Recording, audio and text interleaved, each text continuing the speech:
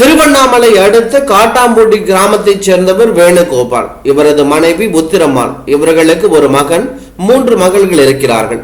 இளம் வயதில் காங்கிரஸ் கட்சியில் இருந்த இவர் பின்னர் திமுகவில் இணைந்தார். 8 ஆண்டுகள் சட்டப்பேரவை உறுப்பினராகவும் 18 ஆண்டுகள் நாடாளுமன்ற உறுப்பினராகவும் பதவி வகித்தார்.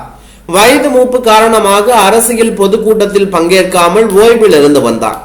இதனிடையில் இருதய பாதிப்பு காரணமாக தனியார் மருத்துவமனையில் சிகிச்சை பெற்று வந்த வேணுகோபாலின் உடல்நிலை மோசமடைந்ததை அடுத்து நேற்று உயிரிழந்தார். இவரது மறைவுக்கு முதலமைச்சர் மு.க.ஸ்டாலின் உள்ளிட்ட திமுக பிரமுகர்கள் பலரும் இரங்கல் தெரிவித்து வருகிறார்கள்.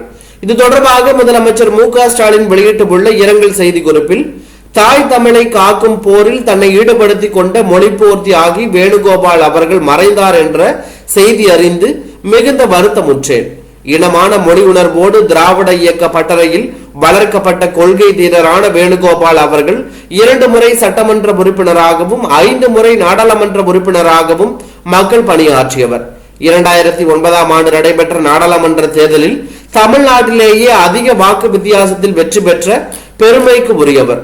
வேணுகோபால் அவர்கள் 40 ஆண்டுகள் மாவட்ட அவைத் தலைவராக இருந்தார். 2019ஆம் ஆண்டு திருவண்ணாமலையில் நடைபெற்ற கழக முப்பெரும் விழாவில் விருது அவருக்கு வழங்கப்பட்டது.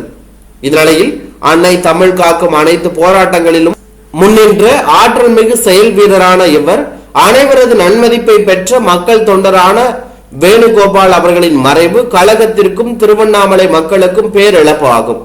அவரை இழந்த வாடும் குடும்பத்தினருக்கும் கழக உடன்பிறப்புகளுக்கும் எனது ஆழ்ந்த இரங்கலையும் ஆறுதலையும் தெரிவித்துக் கொள்கிறேன் என ஸ்டாலின் கண்கலங்கி பேசியுள்ளது பரபரப்பை ஏற்படுத்தி உள்ளது.